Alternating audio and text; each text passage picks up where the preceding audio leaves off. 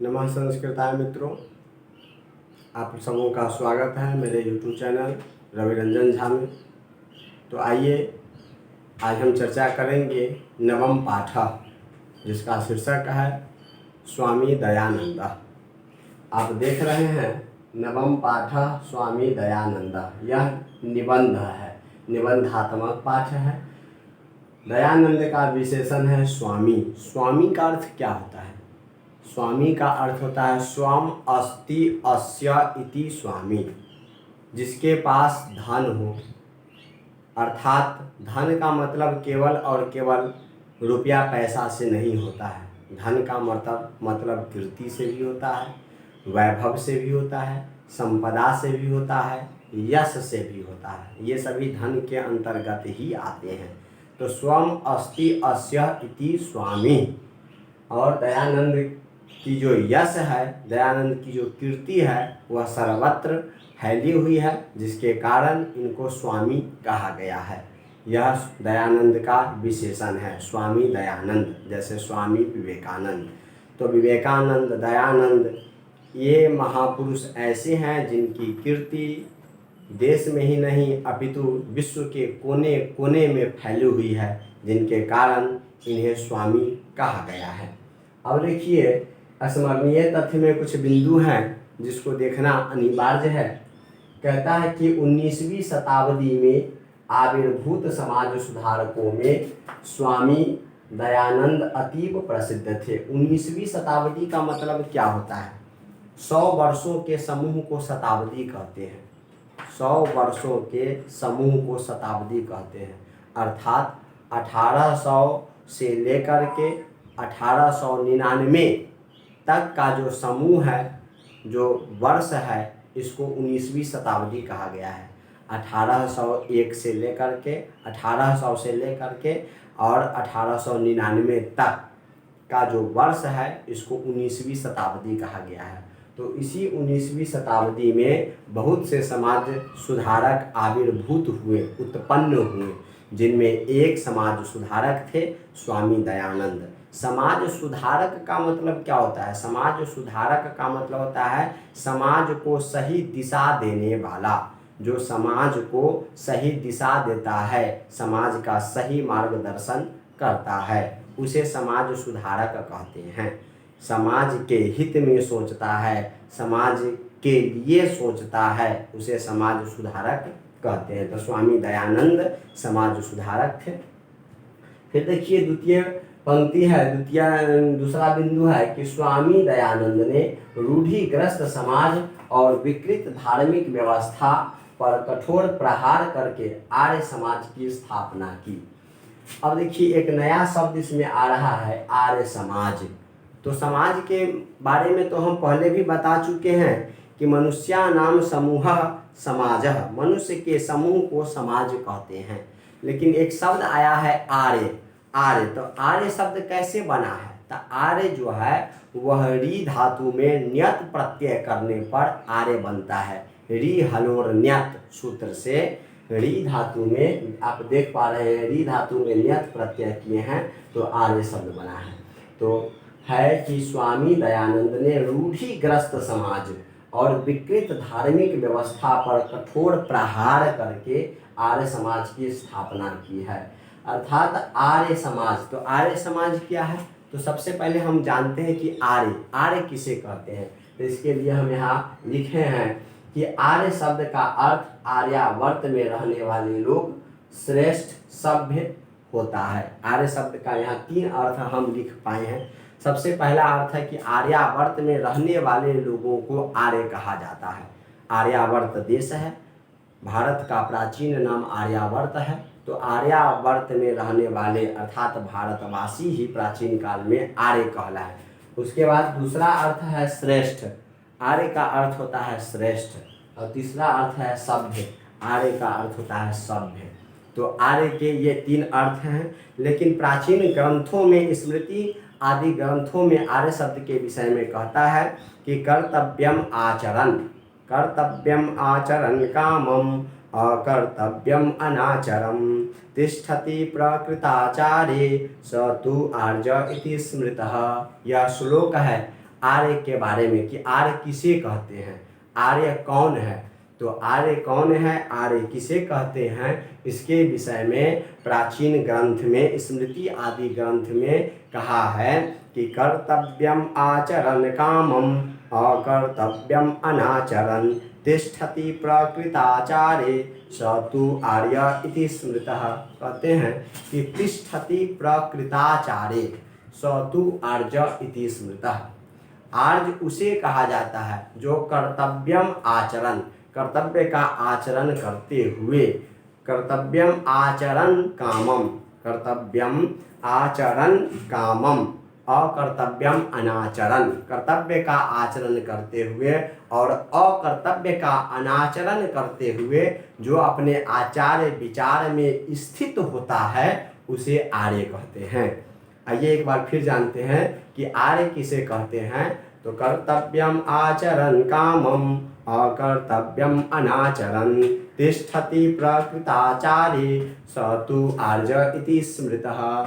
तो कर्तव्यम आचरण, कर्तव्य का आचरण करते हुए, कर्तव्यम आचरण कामम, कर्तव्य का आचरण करते हुए और अकर्तव्यम अनाचरण, अकर्तव्य का अनाचरण करते हुए जो अपने आचार विचार में स्थित होता है, जो अपने कर्तव्य के प्रति स्थित होता है उसे आर्य कहते हैं। तो आइए हम लोग जान गए कि आर्य क्या है। यद्यपि आर्य की इतनी ही व्याख्या नहीं है, आर्य की इससे भी विशद व्याख्या है, लेकिन हम विषयांतर नहीं होंगे, हम विषयांतर नहीं जाना चाहते हैं। आइए हम देखते हैं कि और आर्य कहकर स्वामी दयानंद क्या कहना चाहते हैं। अब उसके बाद देख रहे हैं कि शिक्षा व्यवस्था में गुरुकुल पद्धति का पुनरुद्धार करते हुए इन्होंने अर्थात स्वामी दयानंद ने आधुनिक शिक्षा के लिए DAV की स्थापना की। DAV वस्तुतः एक विद्यालय का नाम है जो संपूर्ण देश में प्रसिद्ध है, फैला हुआ है। तो DAV का मतलब क्या होता है, तो D का मतलब होता है दयानंद, A का मतलब होता है एंग्लो और V का मतलब होता है वैदिक। DAV अर्थात दयानंद एंग्लो वैदिक। DAV यह विद्यालय अभी देश में किसी परिचय का मोहताज नहीं है। देश के प्रत्येक भूभाग में उच्च स्तर पर DAV विद्यालय संचालित है और उसमें अधिक से अधिक बच्चे विद्यार्जन कर रहे हैं, विद्या ग्रहण कर रहे हैं और पूर्णतः नियम निष्ठा के साथ पूर्ण रूप से विद्या ग्रहण कर रहे हैं। तो आइए स्वामी दयानंद की क्या कीर्ति है हम जरा देख पाते हैं। आप सामने किताब रखे ही होंगे, हम एक एक पंक्ति पढ़ेंगे और उसका अर्थ स्पष्ट करने का प्रयास करेंगे। आइए देखते हैं इनकी भूमिका, इनका परिचय क्या है। आधुनिक भारते समाजस्य शिक्षायाश्च महान उद्धारकः स्वामी दयानंदः। उद्धारम करोति इति उद्धारकः होता है, उद्धारम करोति इति उद्धारकः, उद्धार करने वाले को उद्धारक कहा जाता है। जैसे कार्यम करोति इति कर्ता, करोति इति कर्ता होता है, कार्य करने वाले को कर्ता कहते हैं। तथैव तदेव उद्धारम करोति इति उद्धारकः होता है। तो आधुनिक भारते सप्तमी एक वचन है, आधुनिक भारत का सप्तमी एक वचन होता है आधुनिक भारते। आधुनिक भारत में समाजस्य, समाज का षष्ठी एक वचन है और शिक्षाया, शिक्षा का षष्ठी एक वचन है शिक्षाया। अर्थात क्या अर्थ हुआ, तो अर्थ हुआ कि आधुनिक भारत में समाज और शिक्षा के महान उद्धार करने वाले स्वामी दयानंद, स्वामी दयानंदः। आर्य समाज नामक संस्थाया संस्थापनेन एतस्य प्रभूतम योगदानम भारतीय समाजे गृह्यते। फिर कहते हैं कि आर्य समाज नामक संस्थाया, पंचमी एक वचन है और पंचमी और षष्ठी दोनों में, संस्था का पंचमी और षष्ठी दोनों के एक वचन में रूप बनता है संस्थाया। तो क्या अर्थ हुआ, आर्य समाज नामक संस्थाया, आर्य समाज नामक संस्था के संस्थापनेना, संस्थापनेना में तृतीया एक वचन है अर्थात स्थापना से, संस्थापना से क्या अर्थ हुआ? अर्थ हुआ कि आर्य समाज नामक संस्थाया संस्थापनेन एतस्य, एतस्य अर्थात कस्य? तो एतस्य स्वामी दयानंदस्य, अर्थात अर्थ हुआ कि आर्य समाज नामक संस्था के स्थापना से इस स्वामी दयानंद का बहुत योगदान, प्रभुतम योगदानम, बहुत योगदान भारतीय समाज में ग्रहण किया जाता है। भारतीय समाज में स्वामी दयानंद का बहुत बड़ा योगदान ग्रहण किया जाता है। किस काम में? तो आर्य समाज नामक संस्था के स्थापना में। आर्य समाज नामक संस्था के स्थापना से इनकी बहुत ख्याति हो गई। भारतवर्षे राष्ट्रीयताया बोधोपि अस्य कार्य विशेष, भारतवर्ष में राष्ट्रीयता का बोध भी इनके कार्य विशेष से होता है। अस्य कार्य विशेष, अस्य कस्य? अस्य स्वामी दयानंदस्य। क्या अर्थ हुआ? तो अर्थ हुआ कि अस्य स्वामी दयानंदस्य कार्य विशेष भारतवर्षे राष्ट्रीयताया बोधोपि, अर्थात इनके कार्य विशेष से भारतवर्ष में राष्ट्रीयता का बोध भी होता है। किनके कार्य विशेष से? तो स्वामी दयानंद के कार्य विशेष से भारतवर्ष में राष्ट्रीयता का बोध होता है। राष्ट्रीयता शब्द है और राष्ट्रीयता का षष्ठी एक वचन प्रयोग किया है, राष्ट्रीयताया। आगे लिखते हैं कि समाजे अनेका दूषिता प्रथा खंडयित्वा शुद्ध तत्व ज्ञानस्य प्रचारम दयानंदः अकरोत्। समाजे, समाज में, अनेका दूषिता प्रथा, प्रथा के लिए दो विशेषण है। प्रथा के लिए पहला विशेषण है दूषिता और फिर है अनेका। क्या अर्थ हुआ? समाजे अनेका दूषिता प्रथा खंडयित्वा, अर्थात खंडन करके, शुद्ध तत्व ज्ञानस्य, इसका अर्थ क्या होता है? इसका अर्थ हुआ ज्ञानस्य शुद्ध तत्वम प्रचारम दयानंदः अकरोत्, अर्थात अर्थ हुआ कि समाज में फैले अनेक दूषित प्रथा का खंडन करके ज्ञान के शुद्ध तत्व का प्रचार स्वामी दयानंद किए। अकरोत् है, अकरोत् कहाँ का रूप है? तो अकरोत् यह धातु रूप है। कहाँ का? तो लंग लकार प्रथम पुरुष एक वचन का क्री धातु है। क्री धातु के लंग लकार के प्रथम पुरुष के एक वचन में रूप बनता है अकरोत्। आगे देखते हैं अयम पाठ, अयम पाठ अर्थात कह पाठ? तो अयम पाठ अर्थात स्वामी दयानंदः नामकः पाठ, यह पाठ स्वामी दयानंद नामक पाठ अयम पाठ। स्वामिनो दयानंदस्य परिचयं तस्य समाजोद्धरणे योगदानं च निरूपयति। अयम पाठ यानी यह पाठ स्वामी दयानंद के परिचय और उनके समाज के उद्धार में जो योगदान है उसके बारे में निरूपण करता है। यह पाठ किसके बारे में निरूपण करता है? तो स्वामी दयानंद के परिचय के बारे में और उनके समाज के कल्याण के बारे में जो योगदान है उसका निरूपण करता है। कहता है स्वामिनः दयानंदस्य, स्वामिन शब्द होता है, इसके लिए पाणिनि का एक सूत्र है स्वामिन ऐश्वर्ये।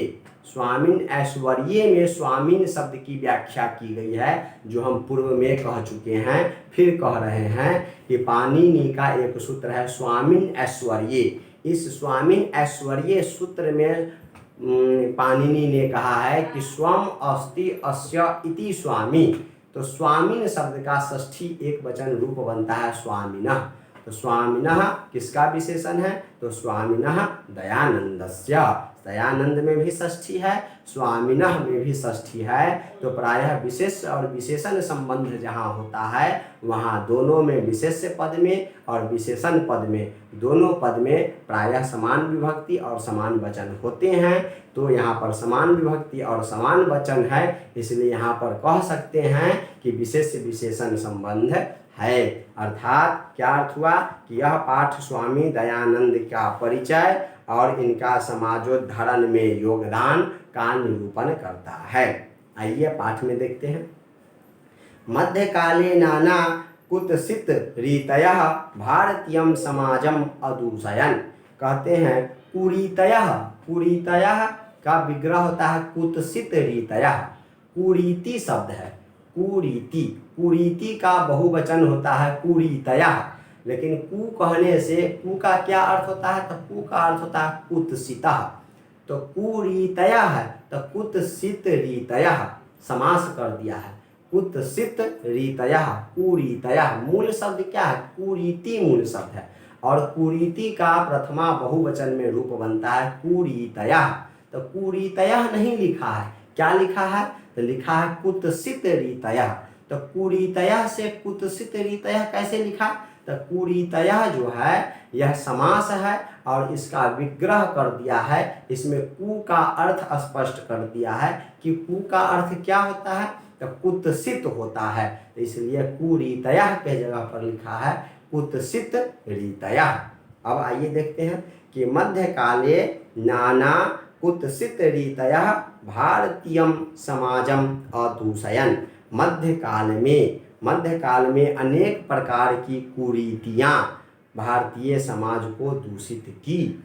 मध्यकाल में अनेक प्रकार, नाना कहा है, नाना का अर्थ होता है अनेक। नाना अर्थात अनेक प्रकार की क्या? तो कुरीतियाँ भारतीय समाज को क्या की? दूषित की। अदूषयन, अदूषयन का मतलब होता है कुरीतयः अदूषयन। कुरीतयः अदूषयन अर्थात कुरीतियाँ दूषित की। तो कुरीतियाँ किसको दूषित की? तो भारतीय समाज को दूषित की। कब दूषित की? तो मध्यकाल में दूषित की। तो अदूषयन कहाँ का रूप है?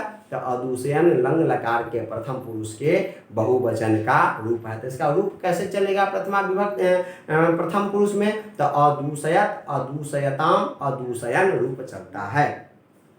आगे देखते हैं कि जातिवाद कृतम वैषम्यम अस्पृश्यता धर्म कार्येषु आडंबरः स्त्रीणां शिक्षा विधवानां गर्हिता स्थितिः शिक्षायाः अव्यापकता इत्यादयः दोषाः प्राचीन समाजे आसन।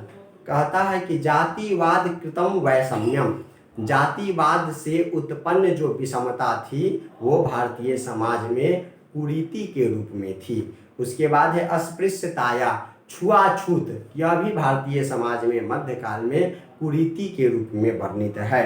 धर्म कार्येषु आडंबरः, धार्मिक कार्य में दिखावा, ये बहुत बड़ी कुरीति थी मध्यकाल में भारतीय समाज में।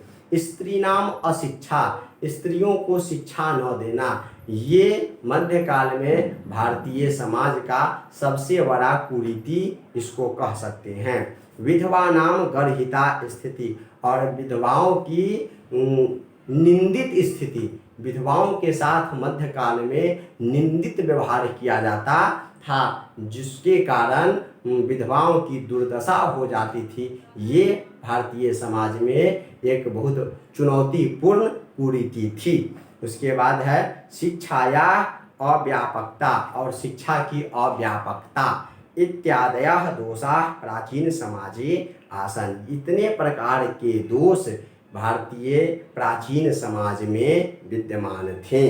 अतः अनेके दलिताः हिंदू समाजम तिरस्कृत्य धर्मांतरणम स्वीकृतवन्तः। इसलिए अनेके दलिता, दलिता का बहु विशेषण है अनेके, इसलिए दोनों में प्रथमा बहुवचन का प्रयोग किया है, प्रथमा विभक्ति बहुवचन का। और अतः, अतः जो है यह अव्यय है, और यह अव्यय का अर्थ होता है इसलिए। अतः अनेके दलिता, इसलिए अनेक दलित, हिंदू समाज के अनेक दलित लोग धर्म परिवर्तन कर लिए, धर्म को परिवर्तन करना स्वीकार किए। क्यों स्वीकार किए? क्योंकि भारतीय समाज में अनेक प्रकार की कुरीतियाँ थी, जिसके कारण अनेक दलित धर्मांतरण कर लिए, धर्म परिवर्तन कर लिए। धर्मांतरण का मतलब क्या होता है? तो धर्म परिवर्तनम, धर्मांतरणम स्वीकृतवन्तः, अर्थात धर्म परिवर्तनम स्वीकृतवन्तः। स्वीकृतवन्तः कहाँ का रूप है? तो स्वीकृतम, स्वीकृतम बनता है अक्त प्रत्यय करने पर, और अक्त अक्तवत प्रत्यय करने पर स्वीकृतवान बनता है। तो स्वीकृतवान का प्रथमा विभक्ति बहुवचन में रूप बनता है स्वीकृतवन्तः। जैसे पठितवान, पठितवन्तौ, पठितवन्तः, वैसे स्वीकृतवान, स्वीकृतवन्तौ, स्वीकृतवन्तः। तो चूंकि कर्ता बहुवचनांत है, अनेके दलिता है, इसलिए स्वीकृतवन्तः क्रिया है। चूंकि कर्ता अगर बहुवचनांत है तो क्रिया भी बहुवचनांत होनी चाहिए, इसलिए अनेके दलिता कहा है, तो यहाँ पर स्वीकृतवन्तः कहा है कि अनेक दलित हिंदू समाज को तिरस्कृत करके धर्म परिवर्तन कर लिए। एतादृशे विस्मय काले ऊनविंश शतके केचन धर्मोद्धारकाः सत्यान्वेषिणः समाजस्य वैषम्य निवारकाः भारते वर्षे प्रादुर्भवन्।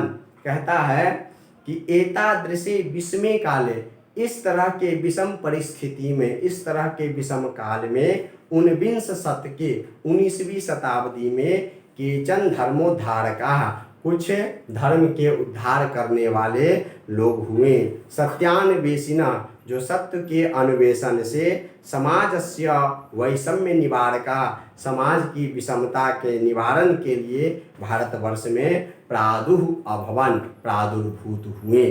कि कौन प्रादुर्भूत हुए?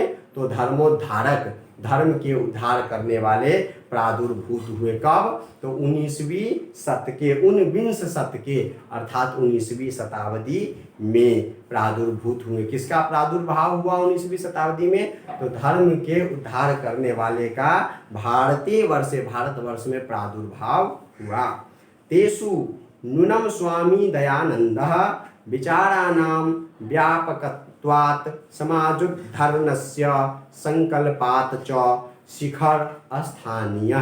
तेषु धर्मोद्धारकेषु, उस धर्मोद्धारक में, धर्म के उद्धार करने वालों में निश्चित रूप से स्वामी दयानंद का विचार जो है वह व्यापक रूप से फैल गया, और उनकी व्यापकता, स्वामी दयानंद के विचारों की व्यापकता और उनके संकल्प से वे शिखर पर पहुंच गए। कौन शिखर पर पहुंच गए? तो स्वामी दयानंद शिखर पर पहुंच गए। आज तक इतना ही।